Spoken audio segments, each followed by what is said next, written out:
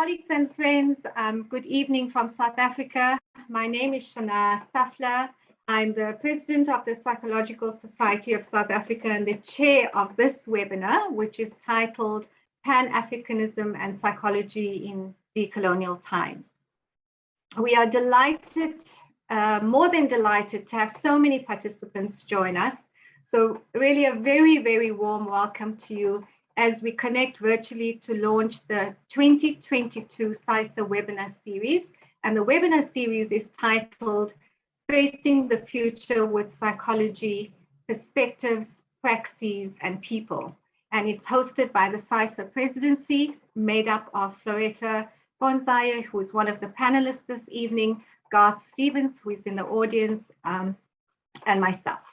This webinar also represents a digital book launch and really a celebration of the book, Pan-Africanism and Psychology in Decolonial Times, a recently published text which is authored by Professor Shose Kessi, Professor Floretta Boonzaier, and Dr. Babette Geleker.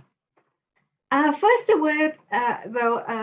a quick word about the PsySSA webinar series. As some of you probably know, the series was introduced last year in 2021, when the COVID pandemic called on us in all kinds of ways, really, to expand the platforms and the modes of engagement through which to continue our conversations about the place of psychology, the value of psychology, the imperatives of psychology in the context of a rapidly shifting and increasingly complex world.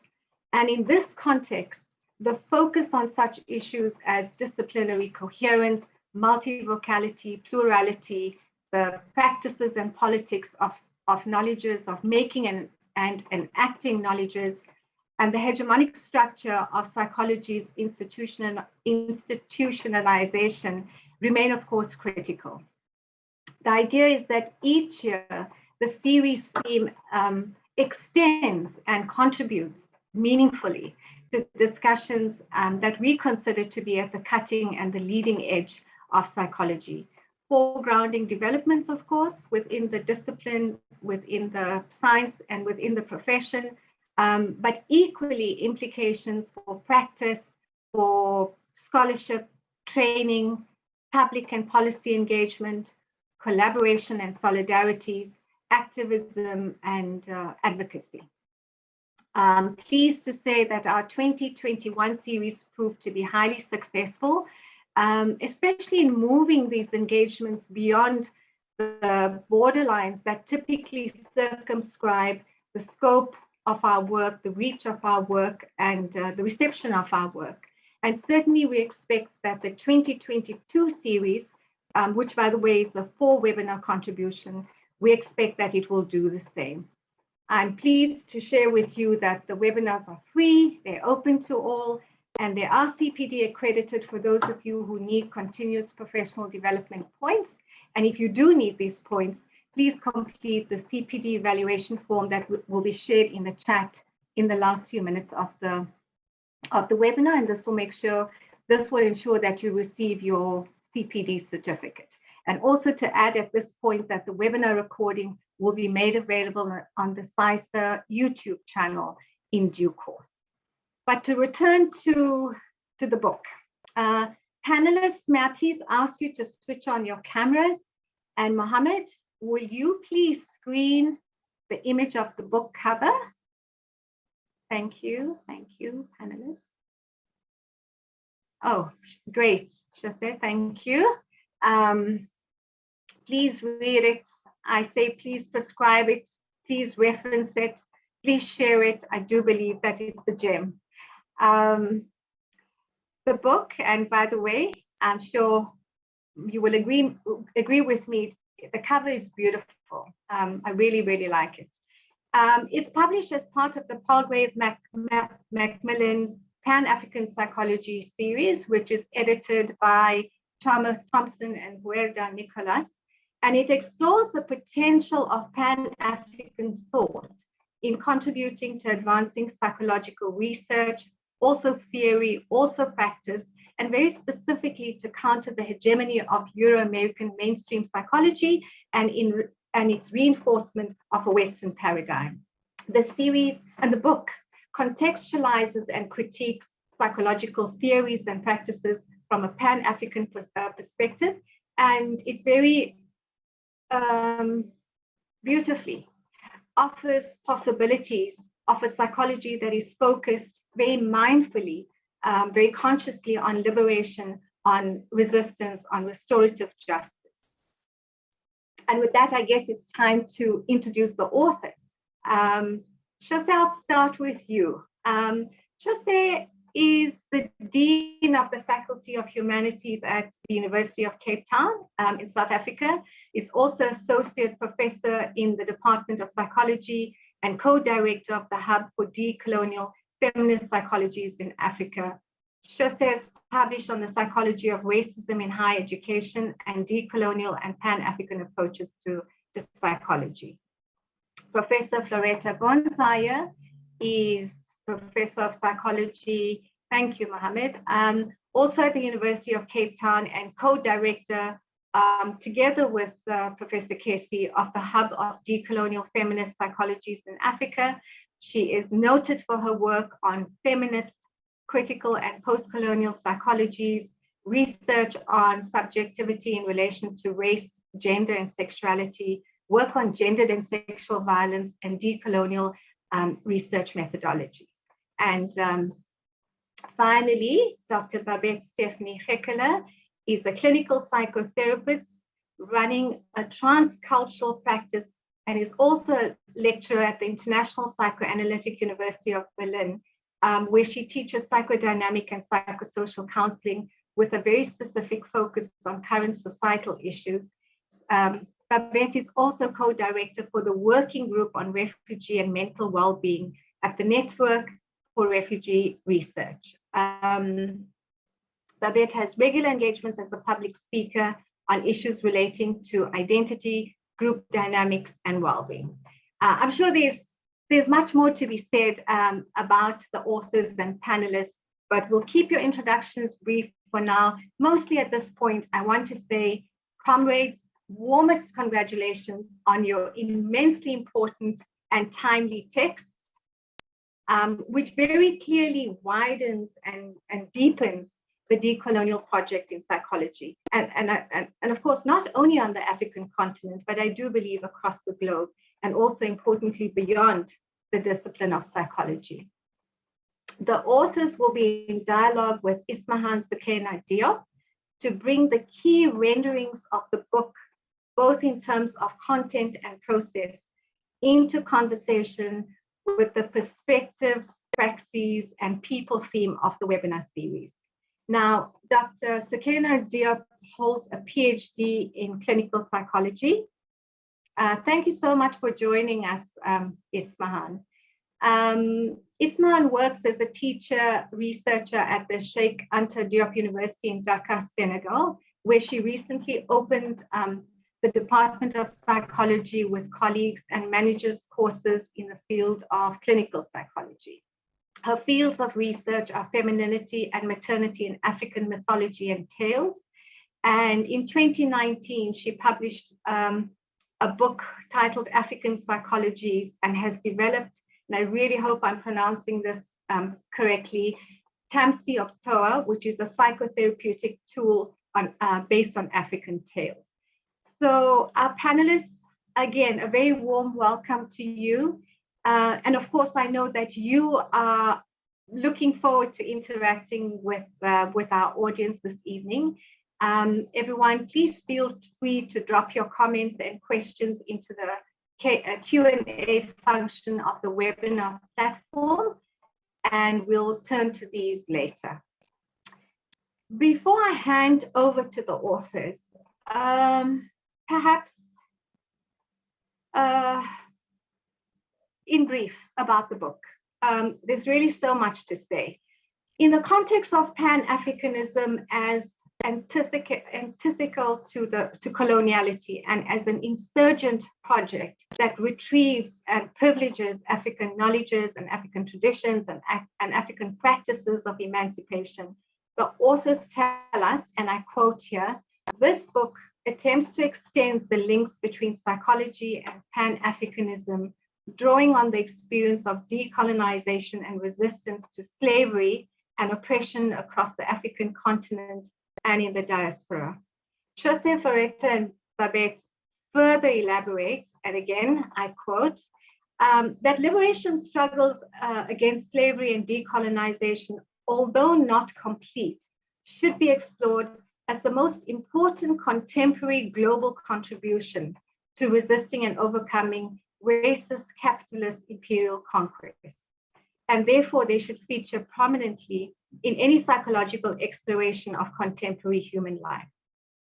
And in doing this, in conceptualizing their work in this way, their contribution, they direct us to a critical question. And that question is, can a Pan-African psychology address the wounds of slavery, colonization, and apartheid, to quote you? So the conceptualization of the book, and therefore of today's webinar, is therefore located as a dialogue between psychology, Pan-Africanism, and decoloniality, and this very much towards the making of spaces from where we can think about alternatives that draw on and contribute in solidarity to global efforts towards liberation, as you say, authors. And this articulation is very much influenced, as you point out in the book, by your combined consciousness and histories of patterns of racial and gendered life.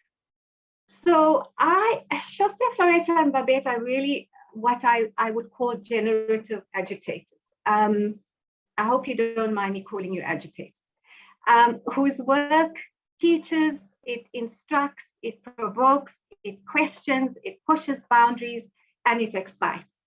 So thank you. I've said enough. Over to you. And Shose will have you go first, and you, Floretta, and then Babette, you. Thank you so much. Over to you. Thanks very much, Shanaz, and good evening to everyone. Shanaz, thank you for that very generous introduction, and also I want to thank the team at PsySSA for hosting this virtual book launch. Also, on behalf of Floretta, Babette, and I would like to thank our publishers at Palgrave Macmillan and the editors of the series, Chalmer, Thompson, and Guerda and Nicolas for giving us this opportunity and for believing in us. And as you mentioned, the book is part of the Palgrave Macmillan Pan-African Psychologies Series. And actually, Dr Ismahan Diop, who's in conversation with us, also published a book as part of this series. I would also like to acknowledge our research assistants, Jade Gibson, Sky Chirape, Haile Matutu, and Chabo Molefe, whose inputs and insights have been invaluable contributions to the book. So it's really exciting to be presenting and discussing this book today, especially with Black women psychologists from the continent and the diaspora. And in many ways, it speaks directly to the spirit in which the book was conceptualized. And in the opening chapter of the book, we speak about how we came together as decolonial feminist psychologists from Africa and the diaspora, drawing on our common and particular experiences as individuals who belong to different communities and as scholars working and living both on the African continent and the diaspora. And this was important to us because our combined consciousness and histories of patterns of racial and gendered life have shaped our experiences as scholars of psychology, and by extension shaped the dialogue between psychology, Pan-Africanism, and decoloniality in the pages of this book. So Psychology and Pan-Africanism in Decolonial Times is an exploration of the contribution that Pan-African thought, politics, and cultural movements can make to psychology. A central question, as Shanaz mentioned throughout the book, is can a Pan-African psychology address the wounds of slavery, colonization, and apartheid? And we argue that despite the psychological nature of many Pan-African ideas of African unity seen through theories of negritude, of Afrocentricity, of Black nationalism, Black internationalism, of Black consciousness, of Africanization, of Pan-African feminisms, there's actually a dearth of engagement of these concepts in mainstream psychological research and in the formal teaching of psychology.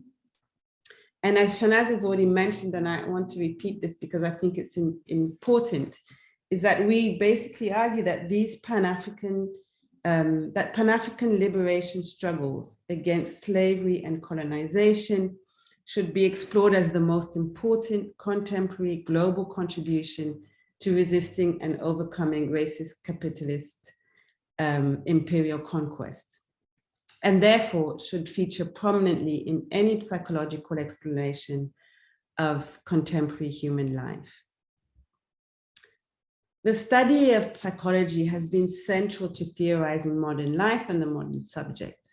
And as a discipline interested in the human mind, identity, and social relations, it potentially has much to offer to theorizing the afterlives of slavery, colonization, and apartheid. And we trace some key moments in the history of Pan-Africanism, followed by a series of chapters that explore how Pan-African concepts can be applied to a psychological reading of contemporary violences, such as anti-immigrant prejudice and xenophobia, patriarchal power, institutional racism, but also to thinking about alternative research practices and interventions such as restorative and reparatory justice. We highlight the significance of Pan-African thought in constructing a psychology in, from, and for Africa and the diaspora that would foreground conceptions of Blackness and African identities in the aftermath of slavery and colonization. And we have drawn out the deeply psychological nature of Pan-African conceptions of solidarity, connectedness, and consciousness, and the struggles to foster unity in a context where access to resources and power are often dependent on the social, economic, and political association with Eurocentric ways of knowing and doing. We then also engage with the critical contradictions of Pan-Africanist ideals in the context of widespread injurious practices on the continent and in the diaspora. Pan-African psychology is thus, on the one hand, a critique of coloniality and its pathologizing effects, and on the other hand, an aspirational drive at healing the Black psyche and Black communities in Africa and the diaspora. And I think the Pan-African lens into psychology also offers possibilities for the much needed epistemological critiques and advances in knowledge production, responding to the decolonial turn in the social sciences. So this book was a collaborative project, but we each also took the lead on different chapters. So other than the first two chapters and the conclusion, I focused on chapter 5, which is about institutional racism and the university in Africa, and chapter 7 on restorative and reparatory justice. I'm just going to highlight chapter 5 briefly because it's something that it's a chapter that brings together my own work over the past decade on institutional racism in historically white universities with a focus on University of Cape Town in South Africa. And in the chapter, we highlight how stigmatizing representations of Blackness cut across systemic, cultural, and interpersonal domains, leading to the current crisis in South African higher education. And a case is made for a Pan-African approach to the contestation of institutional racism. So by looking at the collective experience of Blackness, a consciousness of the impact of racism in contemporary historically white spaces, focus on unity, collective action, mobilization, And we detailed this through the different sections of the chapter, looking at, the role of demographic representation, but also the representations of Blackness and what impact that has on students and staff in the university, and also the cultural and aesthetics in universities, so artworks and symbols, and what psychological impacts that has, those things have on people's everyday experiences in a university.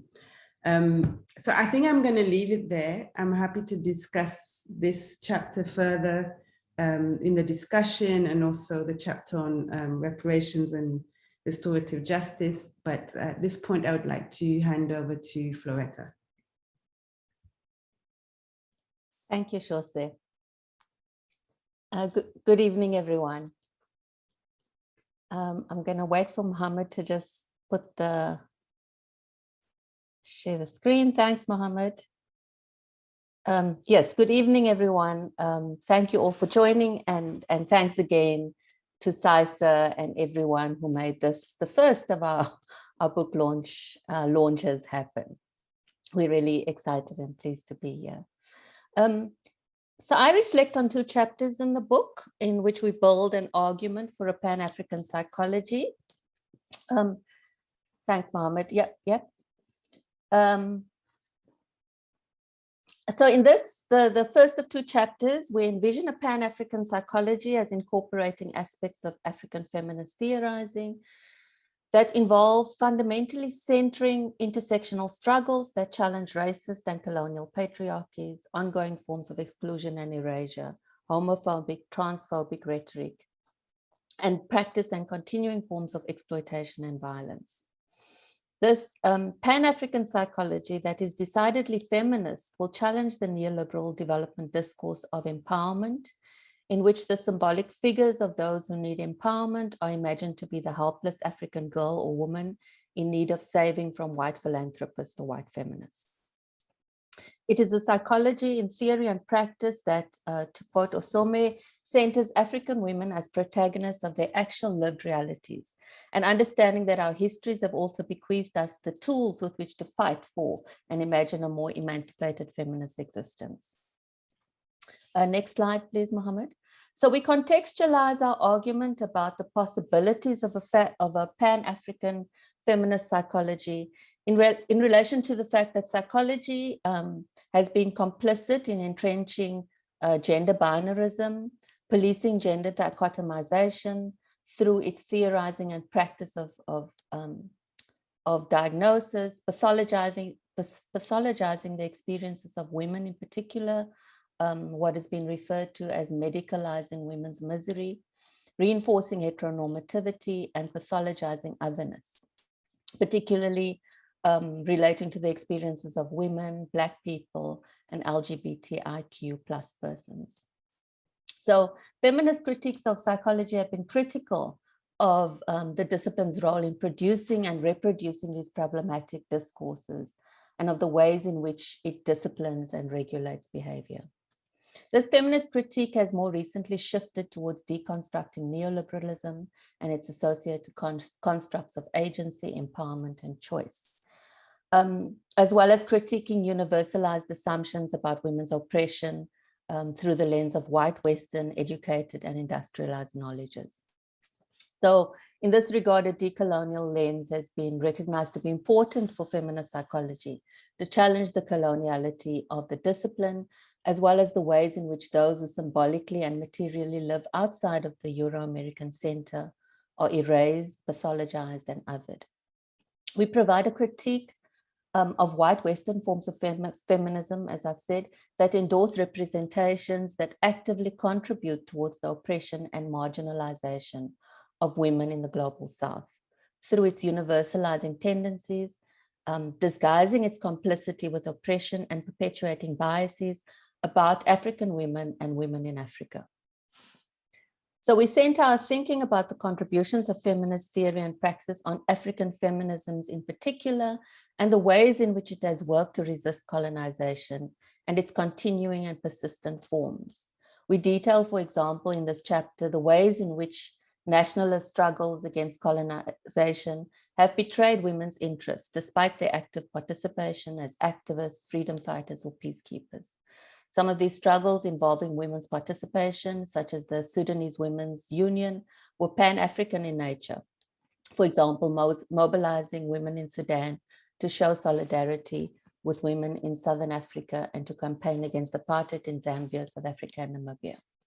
African feminists, through their theorizing and activism, have foregrounded the ways in which women's liberation and gender inequality and development have to go hand in hand with the struggle for the liberation of the continent. We argue that women's movements have continued to influence public debates and actions and work to bring related issues such as gender-based violence, justice for victims of armed conflict, reconciliation, amongst others, to the fore of the post-conflict policy agenda. It is women, whether they identified as feminists or not, who have been able to rebuild community-level organizing, seeking justice for women, particularly those who have suffered the worst consequences of conflict. The digital revolution and the reach of social media has also opened up the possibilities of Pan-African feminist organizing and can be seen in the number of examples that include activism around ending gender-based violence, for example.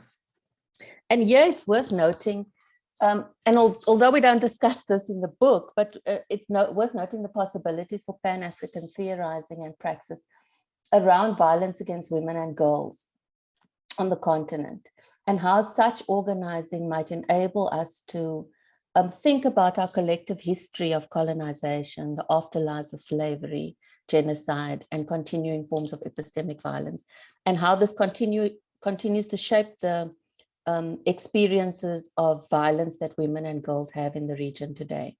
This framework, this Pan-Africanist framework that recognizes this history, is also important to challenge the hegemonic westernized framing that is present in development practice and discourse that zones in on gender equality as the only thing that matters in the fight against gender-based violence.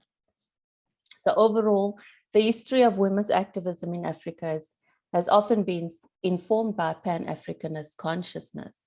And this has gained traction through the engagement of African feminists in the innumerable national and transnational organizations and networks that have evolved across the African continent in recent decades. It has been noted that whilst Pan-African approaches have taken many forms, Pan-African recognition has been most clearly present and communicated in the project of achieving the liberation of the continent of Africa and the dignity and self-respect of all African persons. We detail how the shift to a focus on neoliberalism and its expansion, and how this also has important implications for Pan-African feminist organizing, looking at broad features of informal economies and how that has locked women into low-paying, low-skilled, exploitative and temporary forms of work. The labor of women in the informal sector is significant, highlighting the feminization of labor, positioning women into poorly paid and precarious work, and social and economic divisions that are marked by race and class. The insignificant incomes that women earn in the informal sector can't be separated from the gendered and sexist exploitation of wage labor in the formal economy. So Pan-African feminists are faced with the task of forging solidarity beyond a gendered identification, and have already done so in many ways, as I've argued, confronted with the task of conspiring camaraderie towards a class solidarity that engages and amplifies various mechanisms of labor organizing in recognition of a shared and systematic oppression under global capitalism, patriarchy, and white supremacism.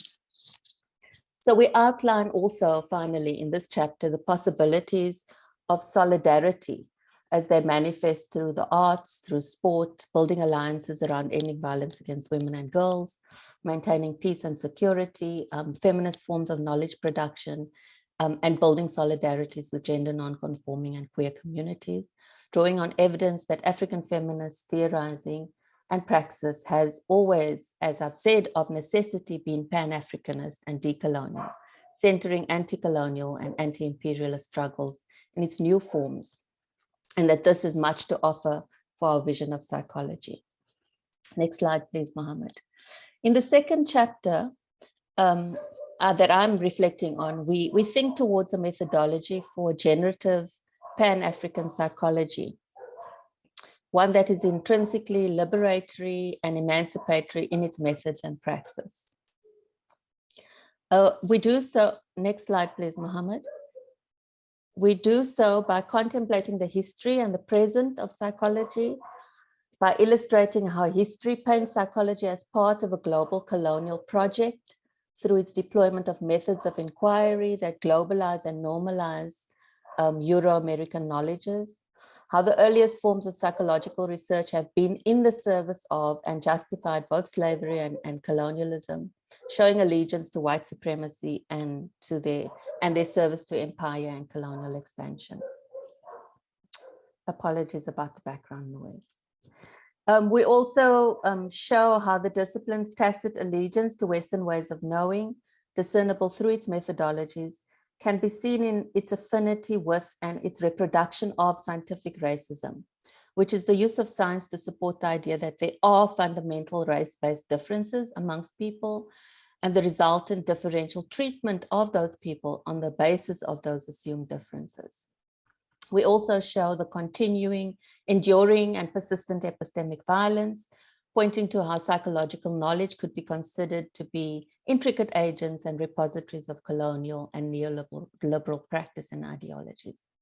This epistemic violence, we argue, permeates contemporary research, both in overt and covert ways.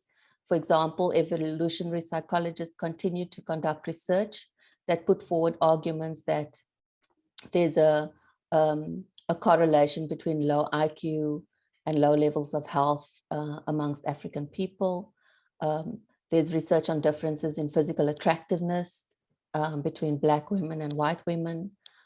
So the continued search for racial and gender differences along a range of abilities and functions has also been a pervasive trend within psychological scholarship. So this history that I spoke about in the beginning is not history. It's continuing in psychology. So the use of race and gender as variables in psychological studies have become normalized. In the chapter in particular, we use the example from a paper that was published in 2019 in the journal Aging, Neuropsychology and Cognition that unearths a long-standing question of the use of race as an essential and deterministic construct in the social and natural sciences. It also raised questions about methodological rigor and research ethics. The article asserted that women raised as colored in South Africa have an increased risk for low cognitive functioning as they present with low educational levels and unhealthy lifestyles. This paper garnered much attention, much outcry and commentary, including by the Psychological Society of South Africa, and provided us another moment to engage with the enduring legacy of coloniality in the methodologies used in the social sciences, in questions about ethical standards, researcher accountability, and the lack of critical reflexivity in much research conducted on and about the African continent and its people. So we argue for a more ethical stance beyond ethics, beyond thinking about ethics only as this regulatory framework, institutionalized frameworks that we need to comply to. But we also argue for a consideration of how to think about how research might be doing justice in and through the theories it uses to frame the topic, whether research could be seen to be doing justice with and to the groups of people it engages, and whether it could be seen to be doing justice to the reality of society, of history, and of culture. We offer possibilities for unsettling and working against this epistemic violence that stem from centering the voices and experiences of the most marginal, that involve feminist forms of participatory research, bringing in methodologies that rely on critical reflexivity, a consideration of the political nature of research, drawing on decolonial and transdisciplinary approaches. We also argue that this is a psychology that imagines other ways of being and of knowing, that is legible from the vantage point of Africa and its people, their historical sensitivity, their contextual awareness. They are specific about the locales from which the phenomena emerge, They are temporally and contextually attuned, and they understand the moment into which the work emerges. And most importantly, they attend to the influence of structures of power on subjectivity. So in ending, we argue that it is a form of psychology that we aspire to, but one that in many forms already exists in the work being done by critical, feminist, decolonial, indigenous, and other psychologists concerned with questions of liberation and justice. And now, after I think I've gone over my time, happy to hand over to Babette.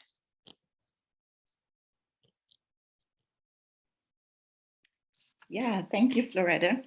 I am going to also introduce a chapter that I was mainly involved with, which is chapter 3 on national identity, xenophobic violence, and Pan-African psychology. And yeah, similar to the chapter that we've just been introduced to, we see and we talk a lot in this chapter about the symbolism and symbolic figures created in national movements that then constitute a so-called foreign other.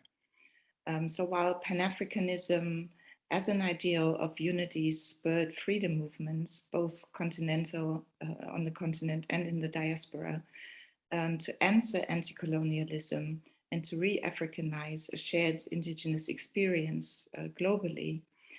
This chapter is dealing specifically with the internalizing of this imagined unified future and what this specifically means for collective Black solidarity and nationalist struggles. On a very personal note, I think it strikes me ceaselessly since we began the writing of this chapter and this collaborative work, how we kept observing movements, liberation movements, freedom movements that perpetually addresses the content that we that we lay out in this book. So I agree with Shose that this is an absolute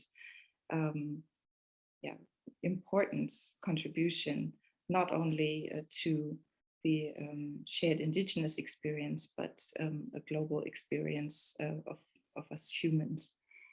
But back to this specific chapter, so the idea of a unified future is imagined and grounded in the legacy of forced nation building in the context of colonialism, which addresses specifically and challenges today's xenophobic violence attacks. So the themes in this chapter are the foreign other, and we're looking at it from a psychological dimension. The foreign other as a challenge everywhere where human movement occurs, which is global and always is regulated and policed. So thereby, when we look at xenophobic violence and the strong xenophobia as a strong prejudice against the foreign other, we see a situation where xenophobia is generally politically and publicly condemned and yet socially enforced. And this is where we're questioning the psychological nature, and we're contextualizing that situation. So where the foreign other becomes imagined in a very contextualized, contented way, we see it, for example, as a needy, hungry poor, or a capable expatriate, or a criminal, or an illegal. But generally we find that wherever we are seeing differences, and whatever differences these are in this imagined other, all narratives generally speak of a social exclusion. Now, in the African context, what we find is, so the chapter then goes on to take a historical look at the European nation states building in Africa, on the continent, and using this nation state idea as a guiding principle of political organization, which generally was alien on the African continent.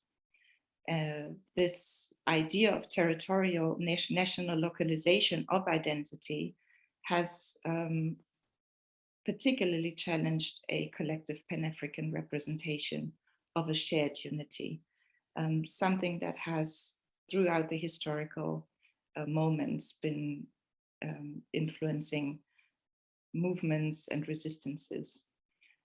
It's created a racial narrative, and this racial narrative as a specific psychological dimension, and as in a salient social category, is what the chapter then goes on to further describe, where national identity is both in Africa an intentionally an intentional product in terms of a state-bound nationalist product, as well as an unintentional product, which it kind of spurred a deep othering, both as consequences of colonial endeavors. This challenge that we see here between the national localization of identity and the representation of unity, the Pan-African ideal, is exemplarized in different contexts, as I said, because we have to contextualize this imagined foreign other very differently. We see examples from the upsurging right extremist movements in Europe, to the Durban riots in March 2019 in South Africa, as well as we include the recent killings of Dante Wright in the United States. So across various contexts and contents, we'll find very similar production of narrative that all speaks to social inclusion, exclusion. And we then go specifically into looking at the xenophobic violence, using South Africa as an example here. In May 2008, the Alexander Township in Johannesburg, we're looking at the violence against migrants and the construction of these migrants from the north, in combination also with the climate of impunity, which created even more and spurred even more violence.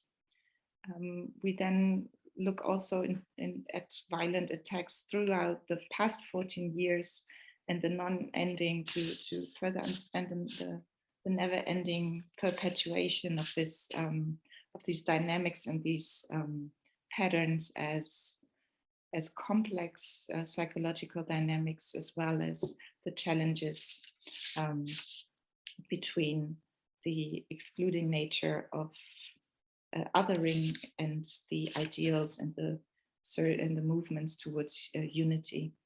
So I want to end with Fanon's words, that freedom is freedom from a humanity predicated a priori upon determinants such as race, class, gender, generation, and cultural geographies as a sense of fixities. And in this, we can look at struggles both as an opportunity to being mobilized in identity inclusive as well as in identity exclusive ways. So a shared struggle, a shared liberation struggle doesn't necessarily mean that it is constructed as an identity inclusive product in terms of, for example, a shared South African liberation struggle. It can be in which sense it becomes, in which moment it becomes Pan-African, but it can equally be used in an identity exclusive way by a further construction of a villain other, of a construction of a human hierarchy, as we've seen in apartheid South Africa, where we had the superiors, which were the whites, and then we had the South African blacks as the superior inferior, and then we had the all other migrants as the bottom inferior groups. So in this way, with the contented nature of the foreign other is contested further and further and closely related and closely linked to the Western colonializing moment, and also the further manifestation of racial narratives in psychological research on race and race differences, which we criticize in this chapter, and yes, argue for a narrative of and also rather than an either or in the construction of a unified identity. And with this, yes, I'm closing my short presentation on the chapter, and I give the word back to you, Sukenya. Yes, thank you. Thank you so much. I reluctantly say, all right, let's stop there. And I know that Ismahan is inspired and eager to step in. So Ismahan, can I invite you in? Thank you. Thank you for the opportunity to attend to this conference, this conversation. Thank you for this chance to read that book. Was very, very instructive. I've learned a lot of things. It was very rich to just learn everything about Pan-Africanism, African feminism, and I was very much interested in what you said about the role of women in freedom movement, and it was interesting how, even though, because you've mentioned the case of women in Garveyism, and I was very interested in how they were not considered as leaders in those movements, and then you mentioned the example of women in women leaders movement. So they had to be leaders in women movement, but they could not be leaders in liberation movement in general. So I would like to talk about this first, if it's possible.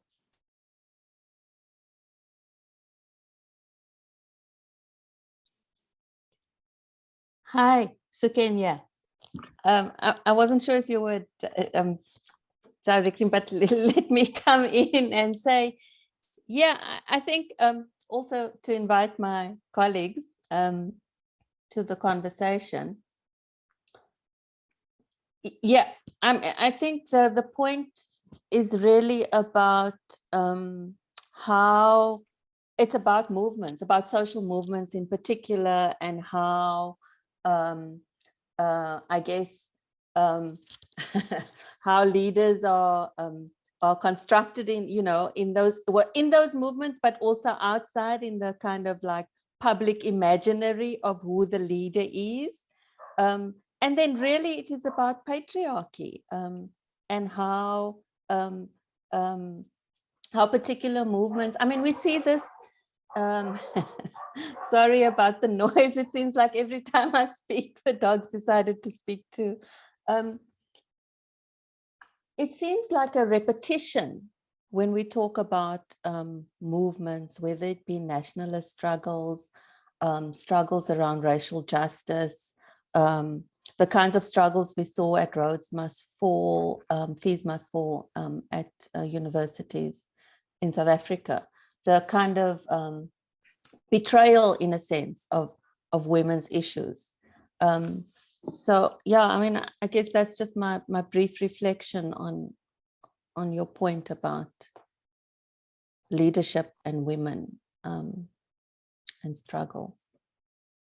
Shose or Babette?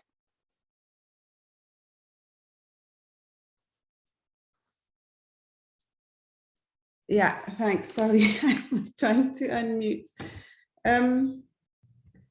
Yeah, it's a really interesting question. And I think sometimes it's also about the nature of movements. So, there's been a lot of work written on militarization, and when we've seen the types of independence movement across the continent, it's a particular type of masculine power that gets performed. And I think in those types of contexts, women get marginalized. But often it's also about how history is written. So when we were doing this research, I mean, we found that there's an incredible contribution of African women, Black women to Pan-Africanism. But often it's not written in that way. And so I think that there's so many possibilities to correct that. And I think it's happening already. So yeah, thanks for that question, Sukena. I think it's an important one to reflect on.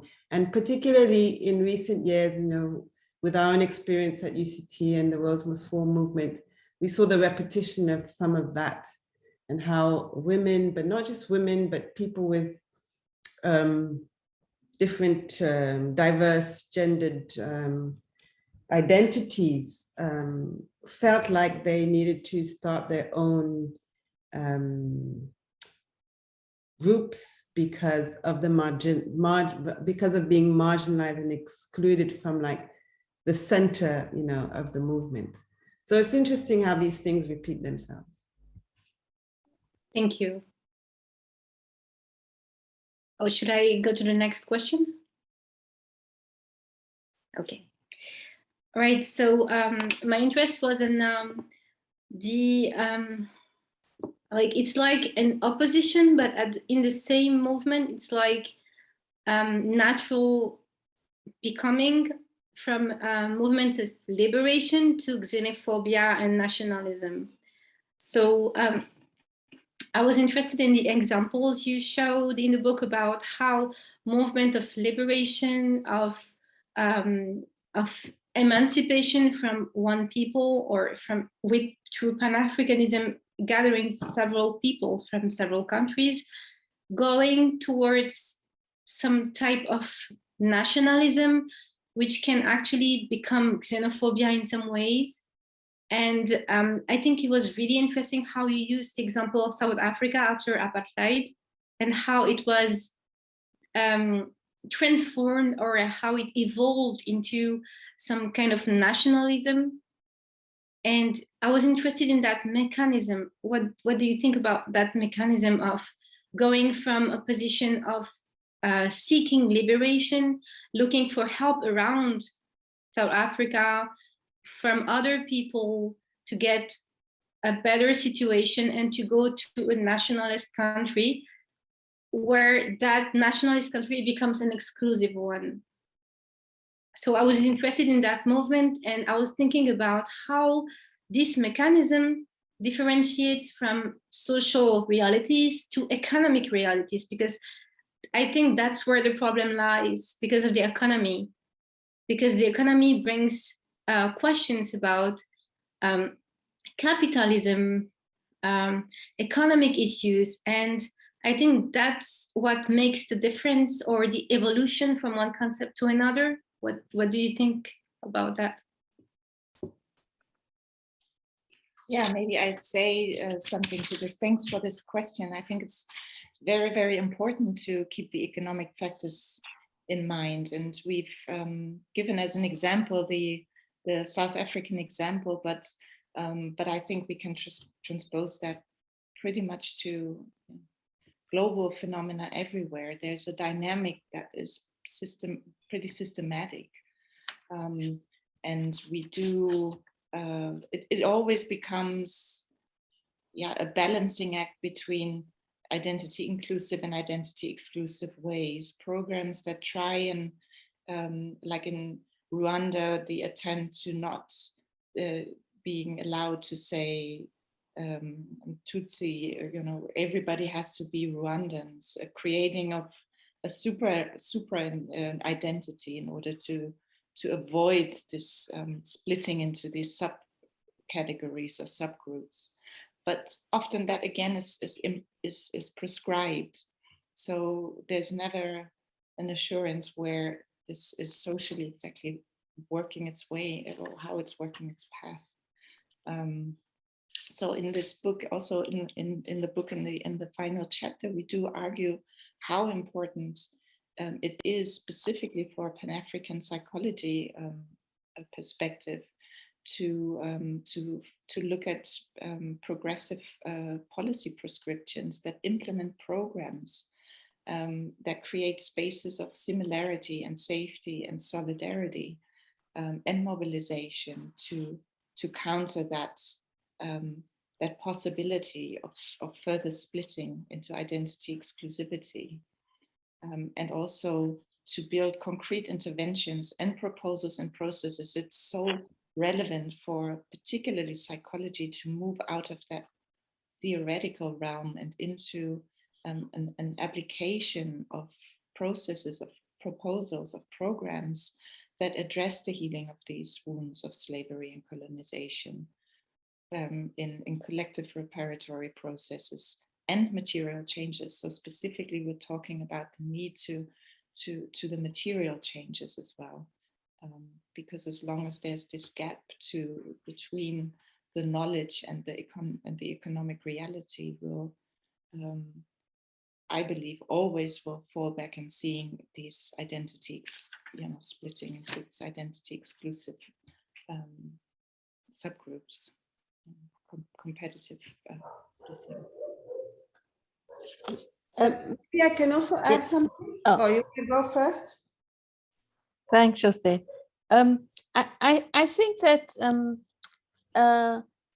really on the one hand, I want to say that the student struggles and the fractures was another moment to really learn about what it means to build intersectional movements, what it really means to think carefully about how to build solidarities and alliances. But also, I think a key lesson really is about how all of these struggles are and should be interconnected. And so I think the value then of thinking through a Pan-African lens, thinking decolonially and intersectionally offers us the opportunity to see how all of these struggles, racism, homophobia, patriarchy, you name it, how they actually are all connected to each other. I mean, and I think to think from that particular vantage point about how to build movements through the idea that these struggles are connected.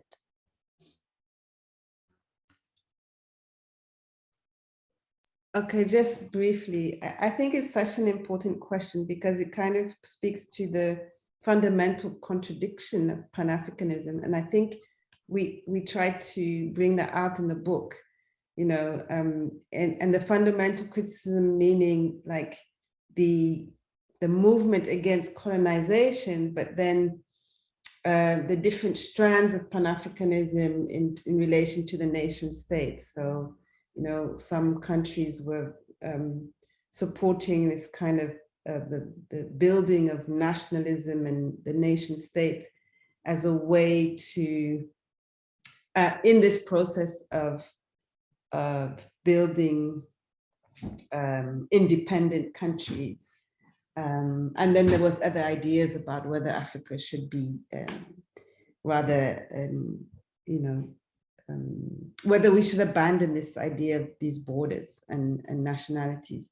And it's so, you raised the question of the economy, and it's so critical because now we inherited nations with particular way, the economies work in a particular way, which then, centers men, it centers and excludes women, excludes migrants as a way of continuing this patriarchal racialized system. And so I think what Floretta is talking about is really important, because when we wrote the book, we were thinking about, well, is Pan-Africanism therefore something we should actually be exploring? Because maybe, many people would say it hasn't worked. But I think it's worth re-exploring in the context of this decolonial turn in the social sciences and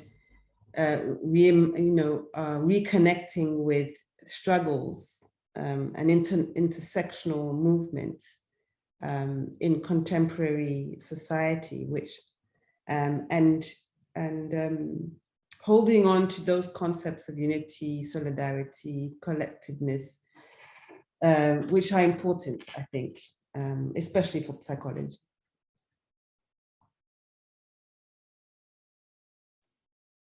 Thank you all of you for those answers. My next question is about feminism and misogyny, patriarchy, and social representations of women. And it seems like social representation of women and social representations of genders and gender spectrum, it seems like it's inherited or imprinted from colonization. And it seems like it's the same struggle for feminist Pan-Africanist psychology to actually rethink about these concepts in a way where we just have to shake off all these representations that were connected. And since colonization has had the objective of division in society to be able to control the society better, this representation of having one member of the society, one gender in the society to address, and that gender would be directing the other inferior genders, seems like it's some of that representation that has solidified that misogyny and that has strengthened those visions of phallus, male's power, and patriarchy. So I was thinking about how African feminism is not actually the way we want it to be, is not actually feminism in what you've, because you've been very brilliant at presenting the difference between feminism in Europe and North America and the feminism we need or we have, or women have built, with feminists from Africa have built on the continent, and what it responds to, what type of struggle it was, what type of problems they were facing, and how they could represent their objectives in this feminism. But I was thinking about, since we no longer talk about only women, but all the other members of the society that do not feel like they are equals or they're respected as equals in the society, or they do not have their representation in the places of power or in the social situations. So if this is all of the African feminism, should we call it feminism?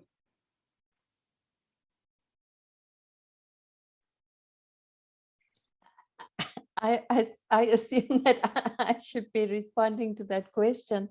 So Kena, yeah, that's an interesting question about whether we should call it feminism. I think African feminists, as you said, have been responding really to the realities of what it means to be living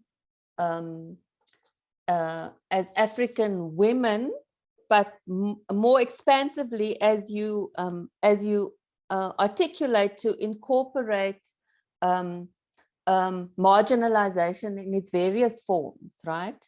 So I guess beyond gender then, what it means to be living as women and marginalized persons on the continent with the particular histories of imperialism, ongoing forms of imperialism, continuing into the present. So that's been the call for African feminists, both theorizing and activism. And yes, I mean, I guess that it's the question about label in a sense. So, I mean, on the one hand, my response to that question would be that it has gone way beyond gender. for African feminist theorizing, my reading of it, my own reading of it, has been beyond gender, you know, of necessity. And then women, I guess in Africa, you know, there's also this tenuous relationship with the term feminism, right? About this, you know, an import of sorts. I think for me, it's important to name it, because we spoke about the erasure of women, whether it be in Pan-African politics and organizing, or other forms of organizing and struggles. In particular, we talk about decolonial feminism, because when you read decolonial theory, it reads as masculinized theory, right? It also tends to foreground race, racialization, and not that founding moment that you spoke about, that founding colonial moment that also involves questions of sex and gender and categorization around sex and the consequences of categorization around sex and gender. So I think the naming is actually really important. Yeah, especially to deal with questions of erasure and a claiming of space for the work that women do.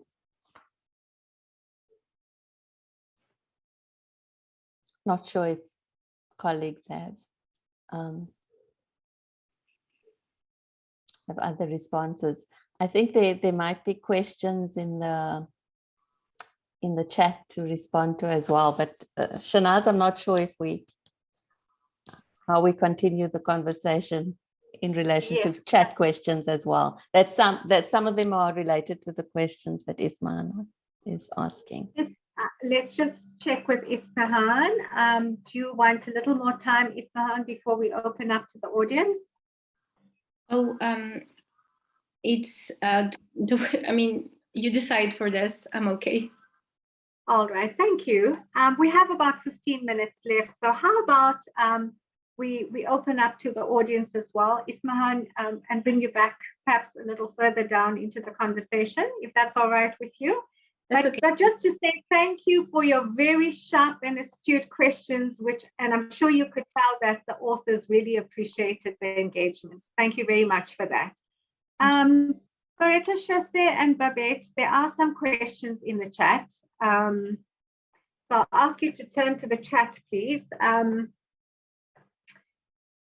I don't know if you want to take the first one and then the second. And there's also a comment about, well, perhaps more than one comment that I'll direct you to. Could we start with Gabriella's question?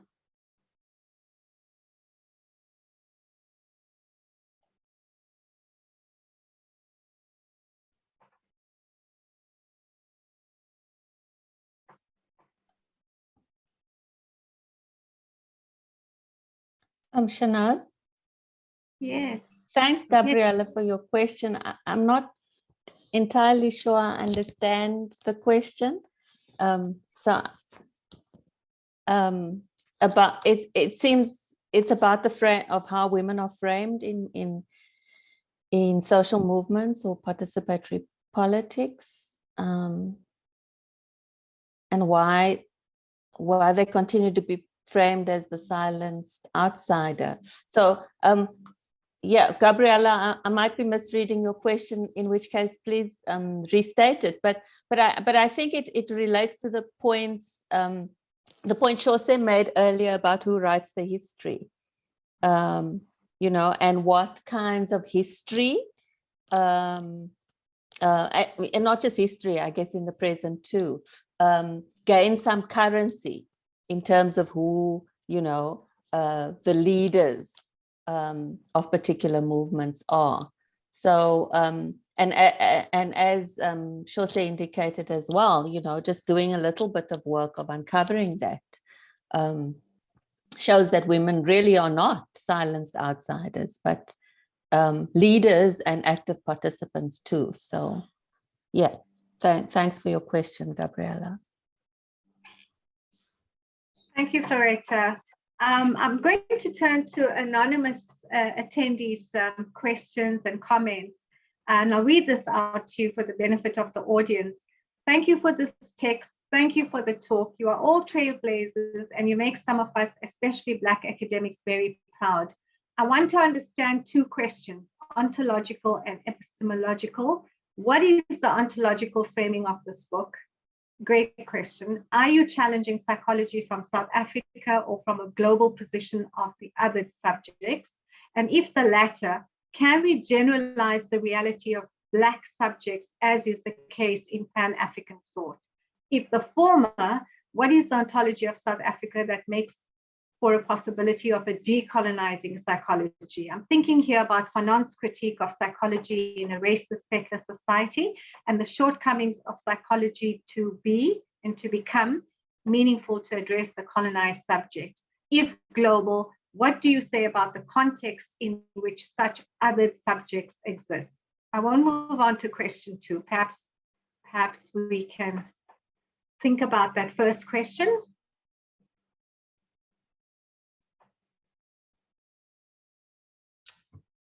It's a really, well, thank you for that question and for the comment, first of all.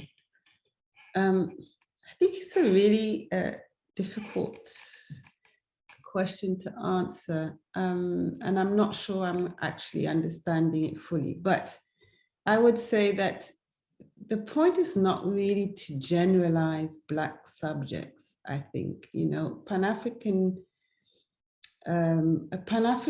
lens is, or a Pan-African movement is in some ways out of necessity because, you know, the colonial project is so overwhelming that without a movement that mobilizes people across these different marginalized identities, it's unlikely, I think, or less likely that we'll be able to challenge the status quo. And I think there's something about Pan-African thought that talks about Black consciousness, Black solidarity, a common experience of Blackness. I think those are all very relevant. And I guess through my own research, I have experienced that in reality, you know, talking to Black people from different racialized backgrounds, nationalities. So I think there is a common experience that should be, you know,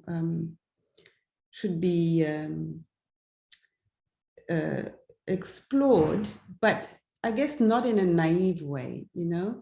Often people have connections across racial boundaries that can be strong, equally strong.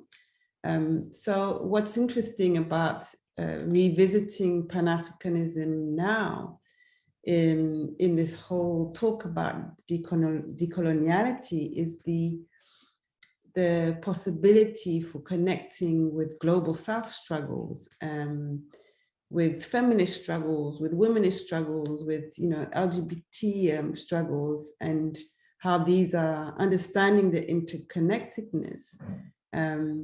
But in saying that, it's very, and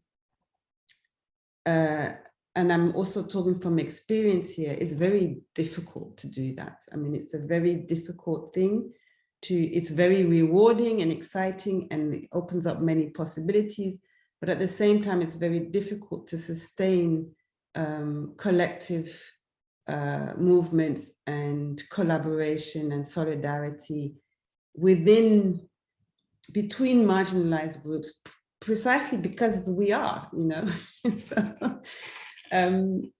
So yeah, I think it's a really difficult question to answer. I hope that I've answered some of it.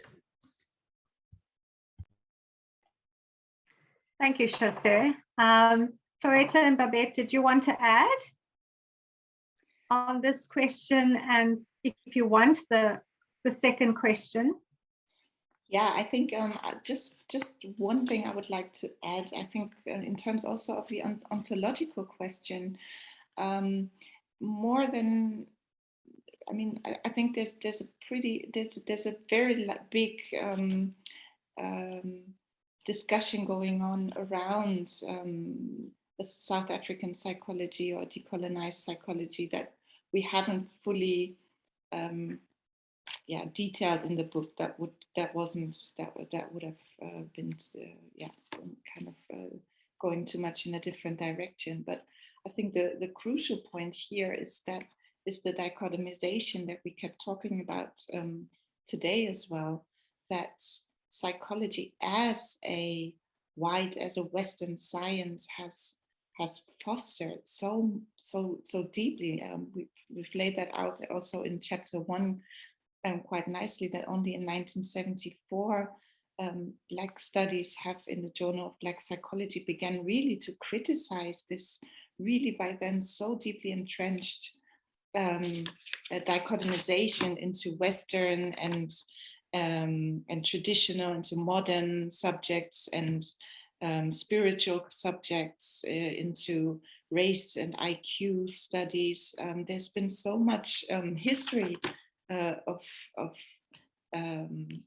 this splitting, of this kind of dialectic in psychology, that we try, and I think we try to also use the subject of psychology to show this and the importance of these, as Shose said, unifying and solidarity building processes and movements, because we kind of criticize specifically the science of psychology in its ontology, not in South Africa, but globally, to have formed such foundation of that.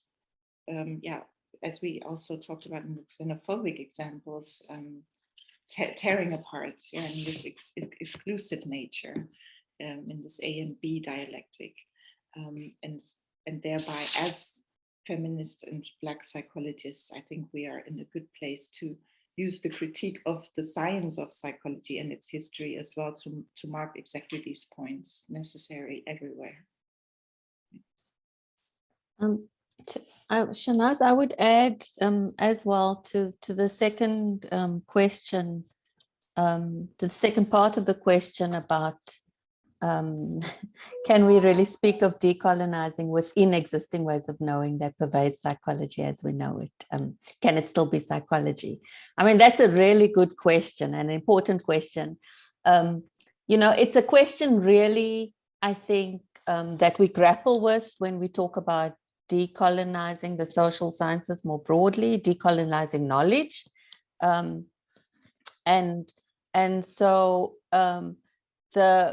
in the book where we talk about methodologies and kind of critical reflection on knowledge production, we say that the answer to undoing psychology is not in psychology itself. So the question about, transdisciplinarity, pluriversal knowledges, they all become important. That in some ways it is about looking elsewhere. And of course, the question, that's the big question, is it still called psychology?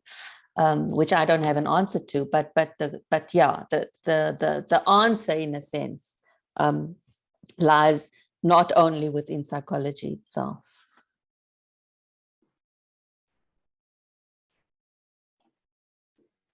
Thank you. Thank you, authors. There is another question, but I'm going to ask you, anonymous attendee, to please attend the next digital book launch that's going to be hosted by the authors. The question being, kindly describe the difference between African and Black consciousness psychology. And I do think that in the time remaining, you're not going to be able to do justice to that question. So if it's all right with you, I'm going to park that question. I am going to ask Ismahan to come back in for a moment. Ismahan, do you have any closing comments before I turn to the authors? Thank you for that that question. My last comment was about how can we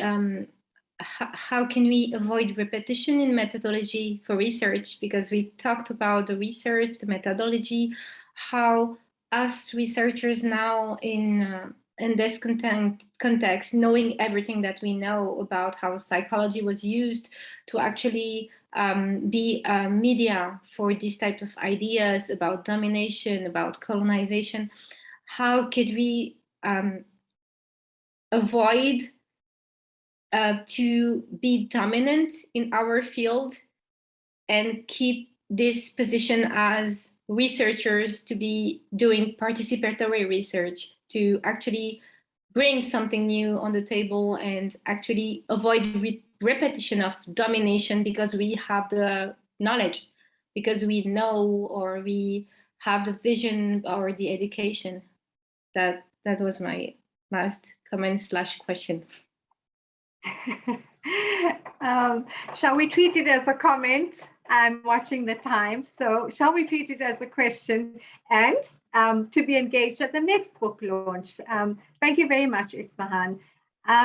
Shose, Floretta, and Babette, your closing responses, comments before we close the webinar? Yes, thank you so much to everyone who's attended today. We're very excited about the book. I think that there are no definitive answers.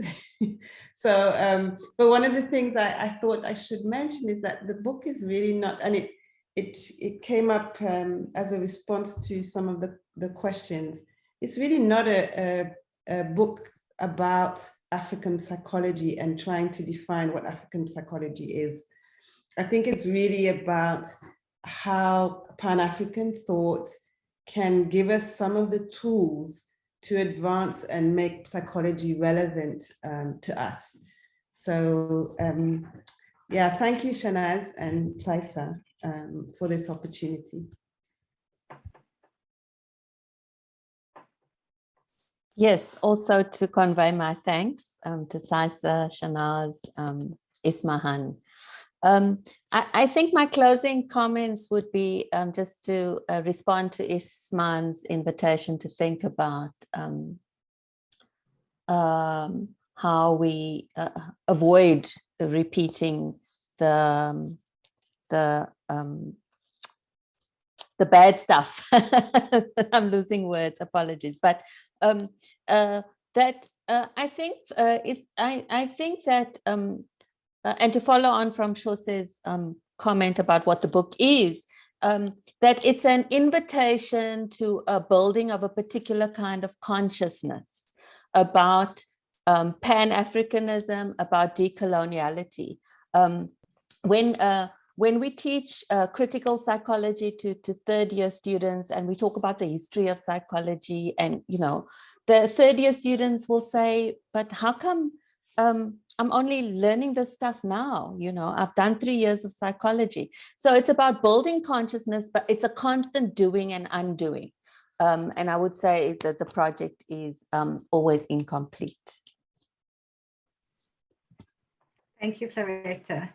Yes, also from me, a very, very large thank you to everyone involved in the project, and Floretta and Shose to get me on board and let me be part of this wonderful work, which I don't want to add anything. I fully agree with the final comments as they have just been stated, but to say, to fully appreciate that this is an ongoing work, this is an ongoing project. I feel there's a lot more to say about this and to explore about this. Really, it's about exploring. Yeah. Thank you so much. And I hope I can be part of all the future parts of it. Thanks so much, Shanaz. Thank you, Babette. Thank you so very much to all of you. It was fantastic having you open the series. It was fantastic hearing you talk about your book. Very engaging dialogue. Ismahan, thank you for contributing to that. I'm sure it has made everyone in the audience more curious about your book, more interested in the book, like I said, read it, share it, prescribe it, celebrate it. We look forward to ongoing or further engagements on the book. And I hope, you know, when I said your subsequent digital book launches, I really meant that. And as you will see in the chat, there are messages of gratitude to all of you about the insightful conversations, the really, really important questions that your book and today's conversation has raised, how it is contributing to very important and necessary paradigm shifts within and beyond the discipline. So really, again, it's just left for me to say it was a pleasure for the PsySSA presidency to host you. We look forward to your ongoing work on this project. As you've said, it's incomplete, and I guess it will remain incomplete for a while to come. And really, really look forward to hearing you talk some more about your book. To the audience, I want to say thank you. Thank you for coming. Thank you for staying. Thank you for the really, really insightful and important questions that you and comments that you have offered. And we look forward to seeing you at the subsequent webinars, still the details of which are still to be announced. I wish you all a pleasant evening if you're in South Africa, elsewhere, whatever part of time of day it is for you, and see you at the next one.